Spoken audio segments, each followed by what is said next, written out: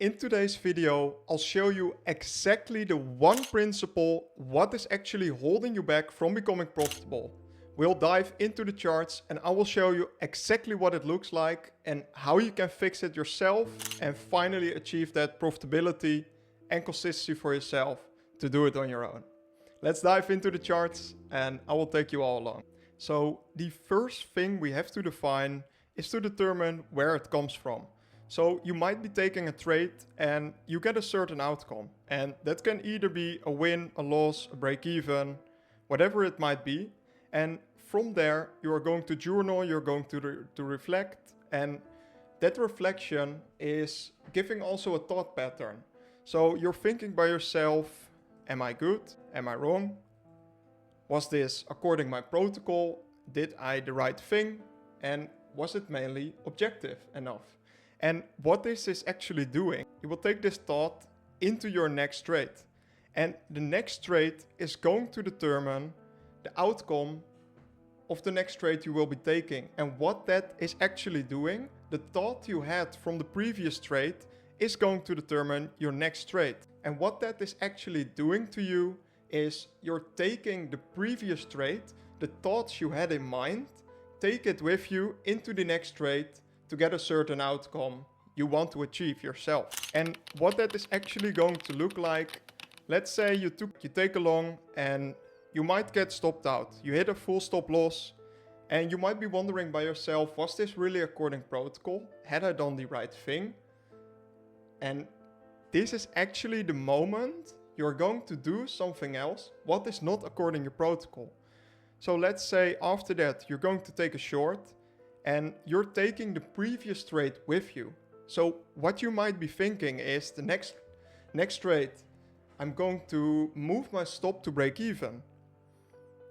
So you're going to move your stop to break even here because you're thinking, on my previous trade, I hit a full stop loss. So I need to be more careful because what if? And that what if question is going to kill your approach immediately. Because what will happen, you might get stopped out break even and after that you're going to hit full TP.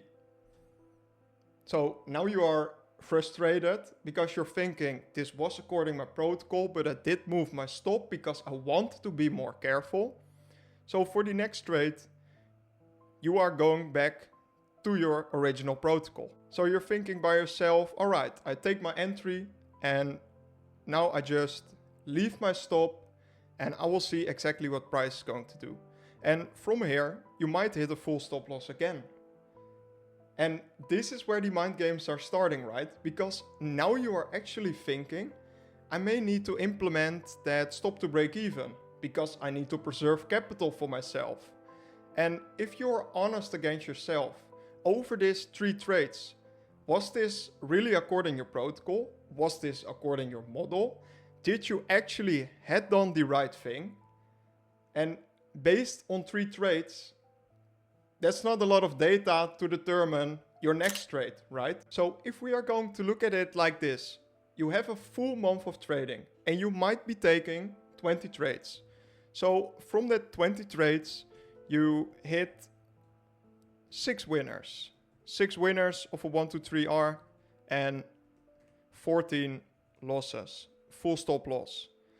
And if you look at it like this, your equity curve will still look like this. It will still be going up, right? Because you hit a win, you hit a stop, you hit a win, you hit a stop, you hit a stop, you hit a win, and your equity curve is still going up. And when you determine it after a full month of trading, then you have collected the data for yourself to actually change something about your protocol. From those 14 losses, how many ended up break even if I maybe put my stop to break even after a clear CSD? And this way you have collected the data points for yourself to define what to actually change about your protocol and find that consistency for yourself. What most traders do, they are determining their trades after their entry. And this is going to kill your approach because if you're going to look at it like this, AM1 low has been taken, we have to find our point A, and we want to go up. So let's my target Asia, and we call that A and our point B, and from here we are actually going to find an entry. So we wait for the distribution, we see a few gaps left open, and we use this as our entry confirmation. So we basically wait till the fair value gaps got repriced, and from here we are going to look for an entry. So we move to the 15 seconds and look for our entry pattern. So we can see a clear CSD over here, and we wait for the last repricing into this fair value gap, and we will catch our entry. We move our stop here, and this is actually the moment you can't control anything. Because if you're going to look at it like this, we took our entry from here, and this side of the chart is what we can control. But after we took our entry, we can't control what is actually going to happen, right? What we can't control on the other side. And most people think that they can control it by moving their stop, their partials they might be taking, but you don't have any influence on the market after your entry. So why would you even worry about your entry and about the risk management, the partials you might be taking, if you can't control it? And this is actually the moment you have to detach yourself from the outcome, because this is what you can't control. And if you are actually thinking that you can control this, that is killing your whole approach, if I'm being honest to you. So we basically look at price, it is ending up in chop, and after a while it starts the distribution. So we might be taking a partial over here, because this is what we can control, right? Now price has printed, and what we can control is moving. Because we have this data, we can control it by taking the partial, maybe moving our stop after a while. So from here we have new data, and what we basically can do is we can move it, and from here we can manage the trade. But what many people of you do, they want to try to manage the trade without having the data. So how would you expect an outcome to be right without any idea of where the market is actually going? And from here, our full TP has been taken, and this is what we can control. And the important thing what you have to take note of is that I'm constantly detaching myself from the outcome, because I can't control what is going to happen in the future.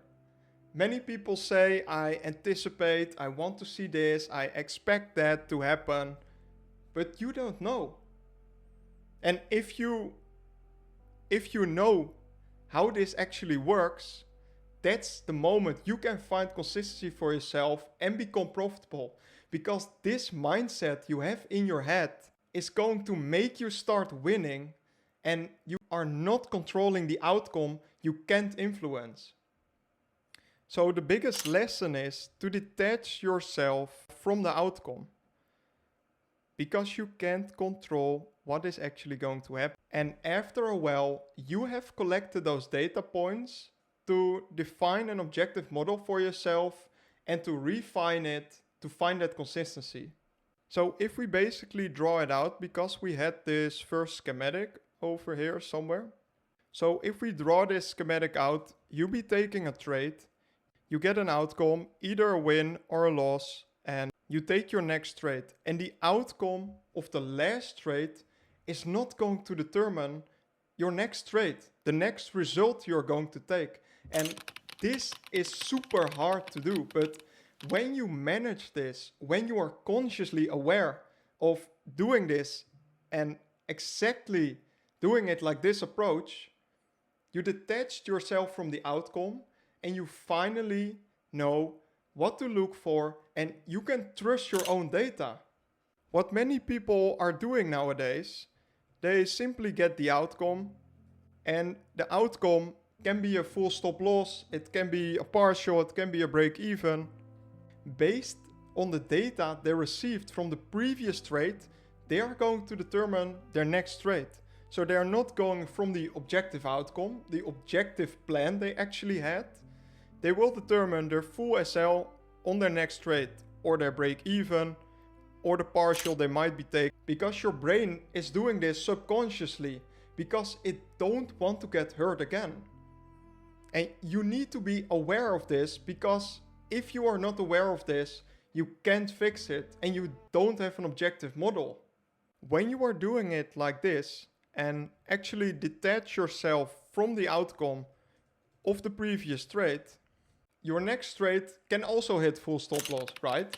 But if you trust your model and you've collected enough data points in a month, over 10, 20, 100 trades, then you can refine. Then you can think by yourself, okay, it hits more stop loss than wins and my RR is not really doing well. So I might need to change a few things to actually make this work for me. But if you are doing it in the loop I just mentioned to you, you never find consistency for yourself.